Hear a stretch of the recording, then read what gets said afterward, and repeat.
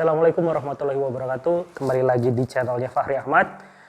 Saya Fahri. Hari ini seperti yang sudah bisa dilihat sama teman-teman semua, ada motor Yamaha lagi-lagi Yamaha yang akan kita ulas hari ini. Yang hari ini kita akan ulas adalah Yamaha NMAX. Seri pertama sebenarnya ini, awal-awal banget NMAX keluar. Akan kita coba ulas seperti apa ulasannya. Tonton terus videonya sampai selesai, jangan kemana-mana.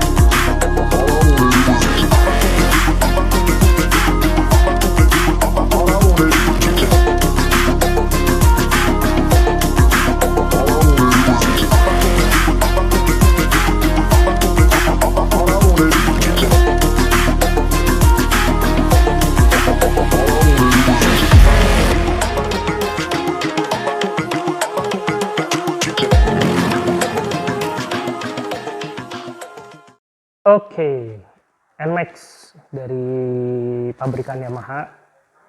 Jujur, sebenarnya NMAX ini adalah motor impian saya kalau untuk kelas matic. Saya dulu pernah mencoba beberapa minjem motor NMAX. Enak dipakai, riding stylenya juga oke, dan lain sebagainya. Jadi secara overall sebenarnya kalau saya pribadi, NMAX itu motor impian yang saya inginkan. Nah, sekarang saya diberi kesempatan untuk mengulas ada dua motor di sini. Kita ulas yang sebelah kiri saya ini adalah NMAX, ya bisa dibilang NMAX standar. Yang sebelah sini sudah ada modifikasinya. Ada beberapa part-part yang sudah dimodifikasi. Cuman kedua-duanya adalah varian NMAX yang sama-sama di tahun yang sama. Kemudian ini masih generasi yang pertama banget. Kita mulai sebenarnya dari depan. Nah, ini yang salah satu yang bagian paling saya suka dari motor NMAX. Headlamp depan atau tampilan depannya, ini saya suka. Tidak seperti pesaingnya. Kalau kita tahu kan pesaingnya NMAX itu sebenarnya PCX. Dengan PCX sama NMAX, jujur, bukan saya membela Yamaha atau gimana, tapi saya lebih suka yang NMAX. Itu tampilannya lebih kelihatan enak untuk dilihat bagi saya pribadi ya, selera orang masing-masing beda-beda ya. Nah, untuk tampilan NMAX ini saya lebih suka baik yang NMAX generasi pertama maupun yang sudah generasi sekarang di tahun 2021. Kemarin kita baru tahu Yamaha sudah meluncing NMAX yang varian 2021. Nah, banyak hal-hal yang berbeda dari tampilan NMAX atau dari bukan tampilan ya, dari tampilan juga berbeda, kemudian dari fitur-fitur yang ditawarkan Yamaha dari NMAX yang seri pertama ini maupun seri yang terbaru. Nah, apa aja sebenarnya perbedaannya berdasarkan dari si NMAX yang generasi pertama ini. Oke, kita ulas satu persatu. Oke, untuk dari tampilan bodi, baik tampilan depan, samping, maupun belakang, ada beberapa yang sama, kecuali bagian belakang. Lampu belakang NMAX yang dulu, yang ini, itu lebih ke arah bentuknya kotak atau trapesium. Beda dengan NMAX yang sekarang. Kalau NMAX yang sekarang itu lebih kelihatan seperti dua buah mata, kanan kiri, kemudian lebih terlihat bagus kalau yang sekarang daripada yang dulu. Nah, untuk depan relatif sama, tidak banyak perubahan. Kemudian sampingnya juga tidak terlalu banyak perubahan. Ya, yang berubah dari NMAX adalah speedometer. Dari sisi dashboard itu berubah. Kalau yang di NMAX generasi ini speedometernya bulat. Ada beberapa informasi yang disampaikan di situ. Kemudian kalau yang varian terbaru itu lebih ke bentuk kotak. Sebenarnya informasi yang disampaikannya sama, Cuman kalau yang kotak terlihat lebih luas sudah ya tampilannya, karena ada banyak informasi yang disampaikan oleh dashboardnya itu. Itu dari sisi dashboard. Kemudian kalau dari sisi visornya sendiri sebenarnya ini harusnya sama. Maksudnya dalam artian sama tuh standarnya ini. Ada beberapa orang memodifikasi visornya atau tebing windshield depannya. Ada yang lebih ditinggikan sehingga lebih menutup ke bagian ridernya. Ada yang dibiarkan standar seperti ini. Ada juga beberapa orang yang merubah posisi spionnya menjadi di depan. Ada beberapa orang yang memodifikasinya seperti itu. Nah, kalau untuk yang dulu dari fitur-fitur sistem elektroniknya atau berkaitan dengan kemampuan si motor ini, yang pertama stop and go system. Dimana sebenarnya pada motor Yamaha saat ini stop and go system itu sudah banyak disematkan oleh Yamaha pada motor-motor Matic yang sekarang. Tapi untuk NMAX yang dulu ini itu nggak ada, belum ada sistem yang seperti itu. Yang kedua, yang paling kelihatan adalah hazard, lampu hazard. Untuk dua NMAX ini, karena ini generasi pertama, lampu hazardnya nggak ada. Kalau ya NMAX yang sekarang, maupun itu NMAX, maupun itu beberapa motor Yamaha yang keluaran terbaru, sudah disematkan lampu hazardnya. Nah, itu sebenarnya berguna sekali kalau misalkan kita lagi konvoy. Misalkan kalau anak-anak NMAX touring maupun anak-anak Matic lainnya touring itu, lampu hazard itu berguna. Atau digunakan hal-hal yang lain. Terus untuk masalah fitur-fitur yang bisa mendukung si pengendara, kalau NMAX yang ini, jujur, belum ada yang namanya power outlet. Jadi kalau misalkan kita lagi riding, kemudian kita kehabisan baterai HP-nya, nggak bisa sambil ngecas. Kalau motor-motor sekarang kan sudah ada power outlet, jadi kapanpun, dimanapun, mau jarak dekat, mau jarak jauh, mau lagi touring jauh, kalau misalkan kita kekurangan baterai atau misalkan HP kitanya lowbat, nah sambil riding pun kita masih bisa ngecas HP. Itu beberapa fitur yang disematkan oleh Yamaha di NMAX yang ini, yang seri pertama, maupun perbedaannya dengan NMAX seri terbaru.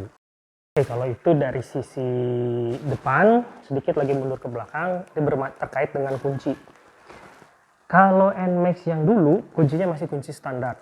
Kunci mechanical manual biasa. Kalau yang NMAX sekarang, itu sudah menggunakan keyless.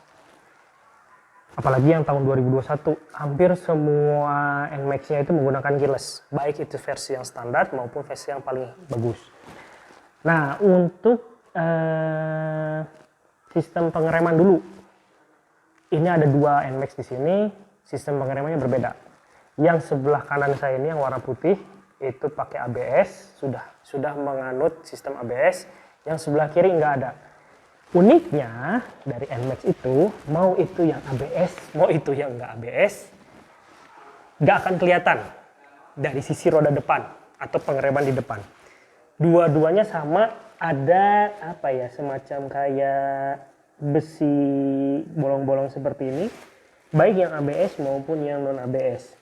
Nah, sebenarnya fungsi ABS itu kalau misalkan ada cakram yang ada besi bolong-bolong seperti ini, itu gunanya sensor ABS-nya. Nah, yang uniknya di NMAX ini, meskipun NMAX yang ini tidak ABS, tapi cakramnya sudah seperti itu. Jadi kalau orang ngelihat secara secara sekilas gitu ya, mau yang ini mau yang kanan saya atau yang kiri, kalau ngelihat dari rodanya atau dari pengereman di depan, dikira yang pasti sama-sama ABS. Cuman yang ngebedainnya adalah stiker di spakbor. Kalau yang ABS ada tulisan stiker ABS-nya, kalau yang non ABS nggak ada stiker itu. Tapi kalau dilihat dari cakramnya, orang akan bingung, ini ABS apa enggak? Itu uniknya NMAX. Mau yang NMAX generasi ini maupun NMAX yang sekarang. Itu dari sisi sistem pengereman. Nah, untuk mesinnya sendiri, generasi pertama maupun generasi yang sekarang, cc-nya sama, tetap 155 cc. Hanya yang ini tidak terlalu bertenaga yang baru. Yamaha sendiri mengklaim yang NMAX baru itu kenaikan daya tenaganya itu 0, sekian lah. Sama tangki bahan bakar. Untuk NMAX yang generasi ini itu tangkinya bisa memuat bahan bakar sebesar 6,8 literan. Kalau yang baru itu udah sampai sekitar 7 liter lebih lah. Jadi tangki lebih besar, tenaga lebih besar kalau daripada NMAX yang lama ini. Itu dari sisi fitur-fitur yang disematkan oleh Yamaha kepada motor NMAX. Nah, untuk sisi riding sebenarnya baik NMAX yang sekarang, yang baru ya 2021 maupun NMAX yang ini, saya rasa saya rasa dilihat dari tampilannya aja, riding position maupun cara berkendaranya mirip atau mungkin sama persis. Nantilah kita coba keliling dulu untuk pakai NMAX yang ini. Itu mungkin dari fitur-fitur yang disematkan oleh Yamaha di NMAX yang generasi ini ya. Oke, nah sekarang kita sedikit ulas tentang speedometernya. Ada informasi apa aja yang disampaikan oleh motor ini. Nyalain dulu. Nah, kalau sudah nyala gini ada beberapa animasi terlebih dahulu dan ada bunyi semacam elektronik gitu.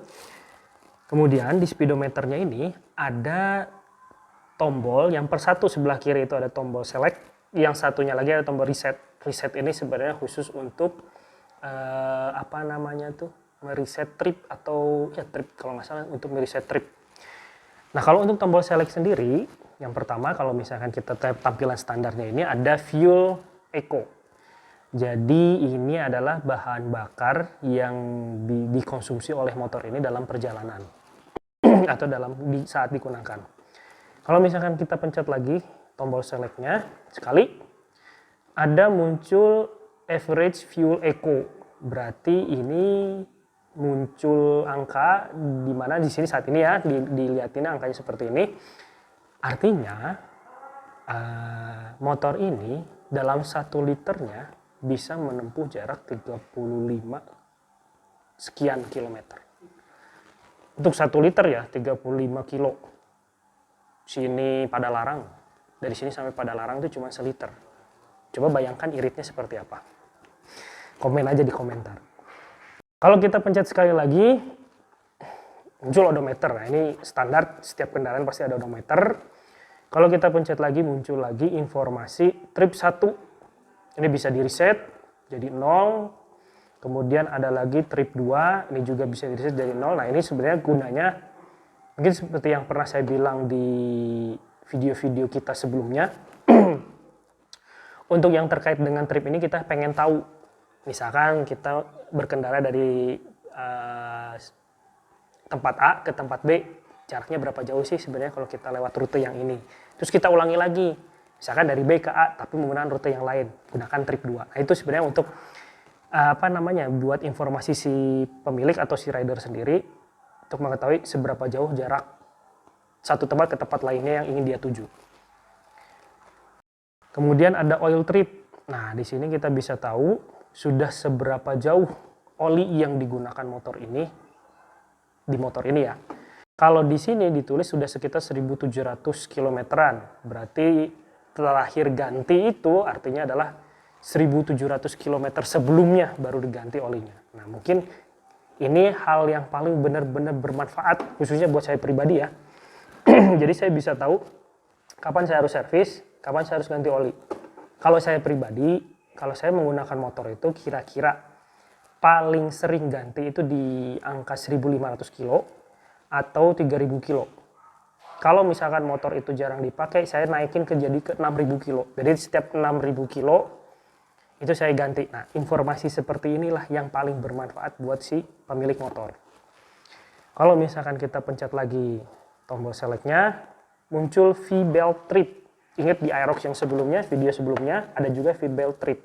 Nah, di motor NMAX ini sudah ada V-belt trip itu.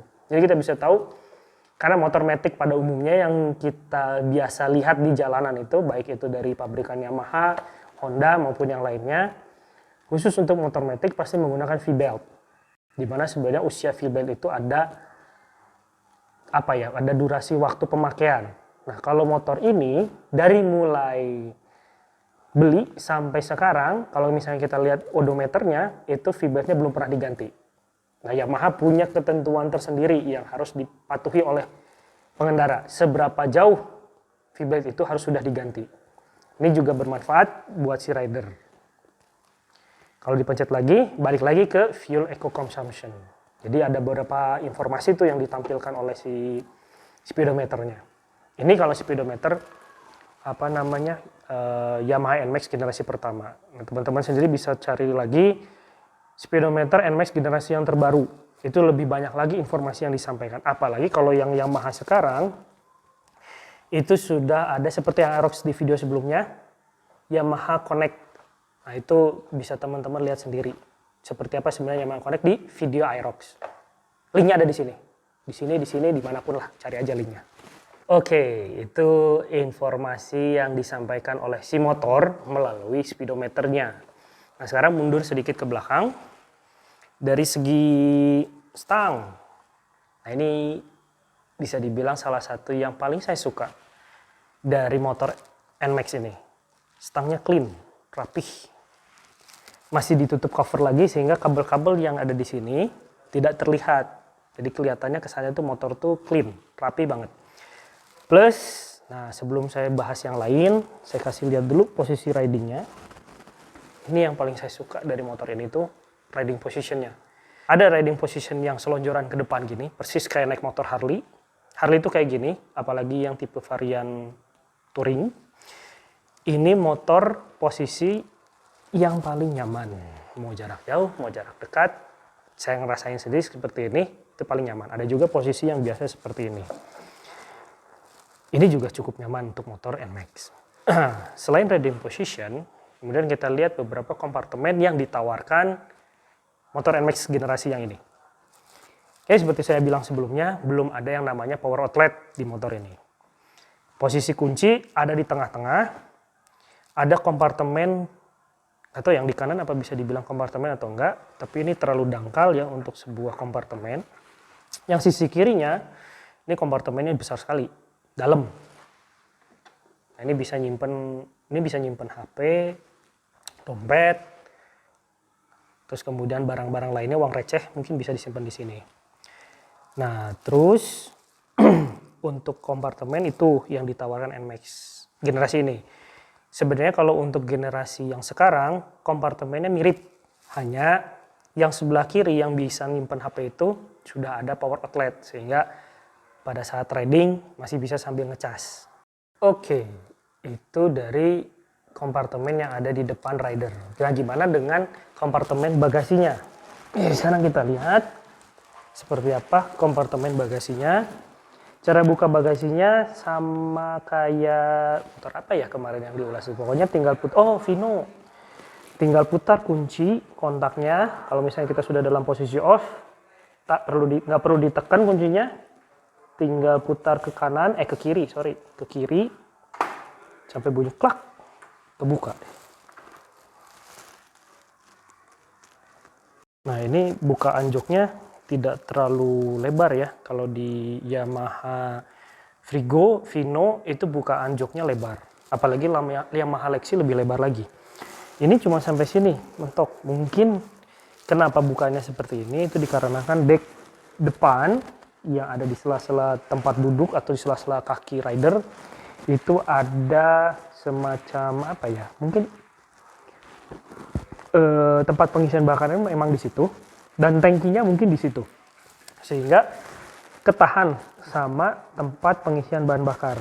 Jadinya joknya tidak bisa dibuka secara lebar. Nah, tempat pengisian bahan bakar sendiri,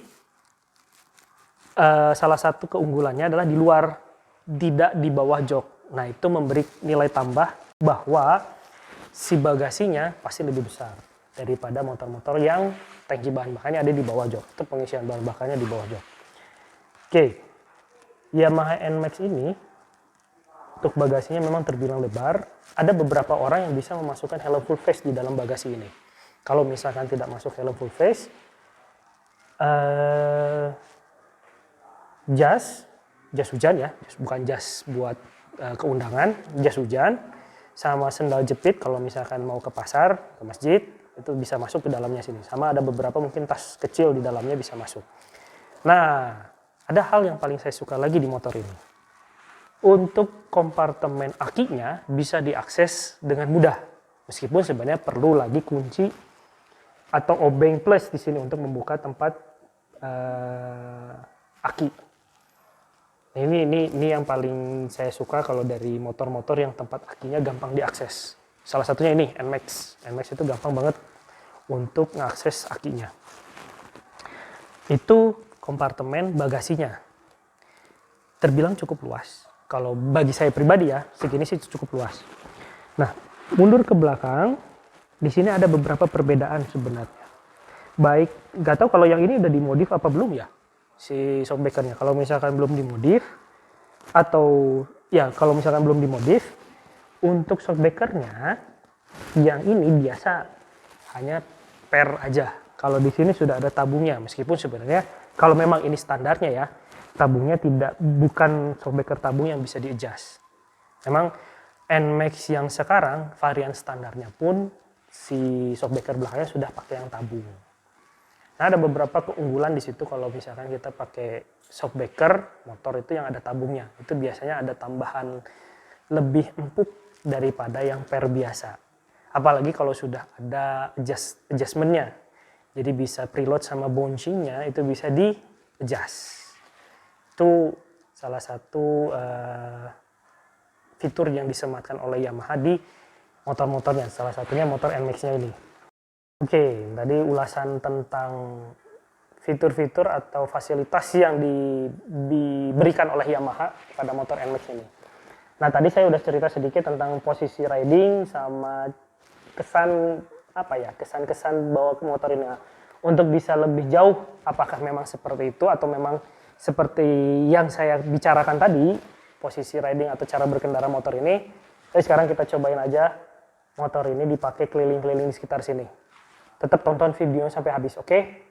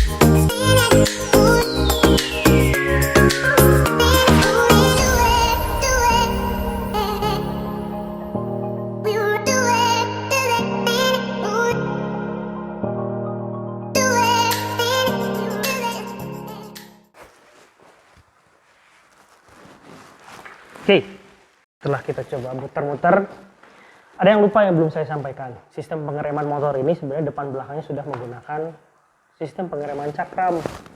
Jadi bisa dibilang untuk sistem pengeremannya oke punya, karena depan belakangnya udah cakram ya.